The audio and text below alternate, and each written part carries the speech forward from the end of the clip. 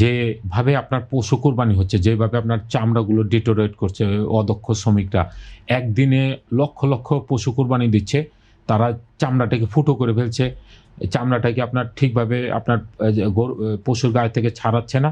যার কারণে কিন্তু আপনার আমরা কাঙ্ক্ষিত দাম পাচ্ছি না। ১ নম্বর। ২ নম্বর হলো আমি যেভাবে ওপেন আপনার পশু কোরবানি দিচ্ছি, এটা বিশ্বের কোথাও আপনার নজির নেই এভাবে আপনার পশু কোরবানি দেওয়া। আপনার এইখানে বিগত ২ বছর ৩ বছর পূর্বে ওয়ার্ল্ড ব্যাংকের সহযোগিতায় প্রাণী সম্পদ মন্ত্রণালয় আপনার এই এই এইখানে আপনার $১০০ মিলিয়ন খরচ করে কিন্তু আধুনিক স্লটার হাউস তৈরি করেছে। এইখানে আপনার কিন্তু এই স্লটার হাউসগুলো এখন পর্যন্ত চালু হয়নি। আমরা পানি সম্পদ মন্ত্রীকে বলেছি, সচিবকে বলেছি যাতে এটি আপনার দ্রুত আপনার এগুলো পরিচালনা করা হয়। তাহলে দেখা যাবে যে আমরা কিন্তু পরিবেশসম্মত উপায়ে পশুটা কুরবানির থেকে শুরু করে চামড়াটা আমরা সংগ্রহ করতে পারবো।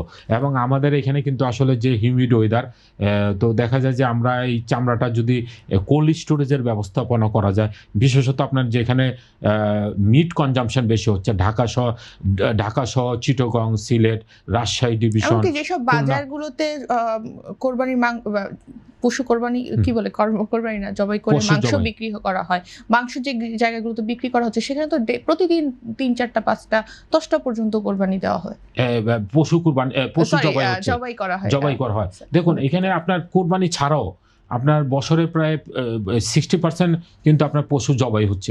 তো এই যে জবাই করার ক্ষেত্রে কিন্তু তারা কোনো নিয়ম নীতি মানছে না।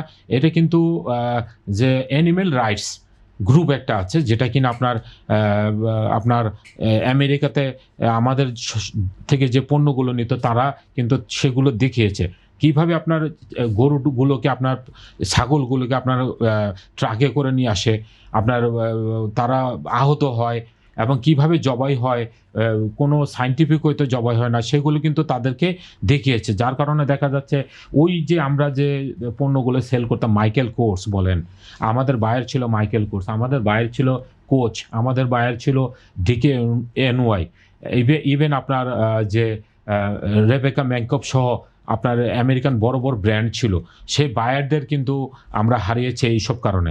অ্যানিমেল রাইটস বলেও একটা কথা আছে। সুতরাং আমার শিল্পের স্বার্থে, দেশের স্বার্থে, দেশের ভাবমূর্তির স্বার্থে আপনার এগুলোকে ডেভেলপ করতে হবে। আমার স্লটার হাউস থেকে শুরু করে সব ম্যানেজমেন্টগুলো সায়েন্টিফিক হতে হবে।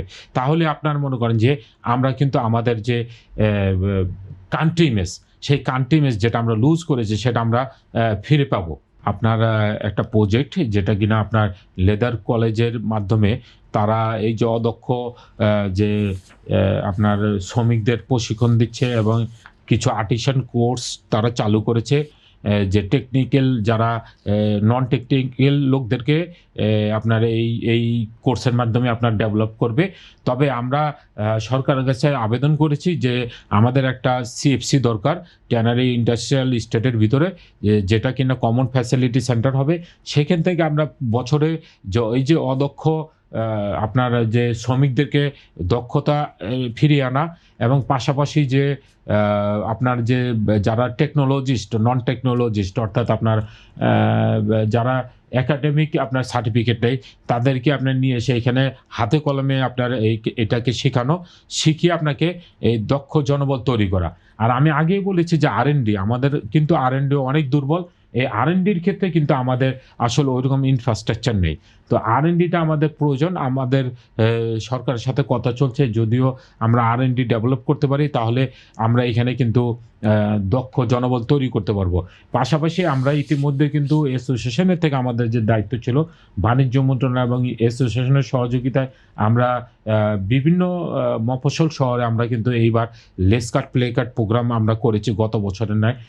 এখানে যারা অদক্ষ শ্রমিক আছে কিভাবে আপনার পশুর গায়ে থেকে চামড়াটা ছাড়াতে হবে যাতে এটাতে লেস কাট বা প্লে কাট না হয়, যেটাতে কোয়ালিটিটা ডিটোরিয়েট করে, এবং কিভাবে আপনার লবণ দিয়ে প্রিজার্ভ করতে হবে, এগুলো আমরা কিন্তু করেছি। আর বাণিজ্য মন্ত্রণালয় এবং বিসিক ইতিমধ্যে আপনার যে আপনার নিয়েছে আপনার, তারা ঈদের 4-5 দিন পূর্বে থেকে আপনার TBC প্রচার করবে বিভিন্ন চ্যানেলে, যেটা কিনা আপনার অ্যাওয়ারনেস প্রোগ্রাম, যাতে আমি পশুটাকে কিভাবে কুরবানি দিব, আমরা কিভাবে চামড়াটা ছাড়াবো, কিভাবে লবণ দিব, সেটা আপনার এই টিপিসিগুলো আপনার চ্যানেলগুলোতে যাবে।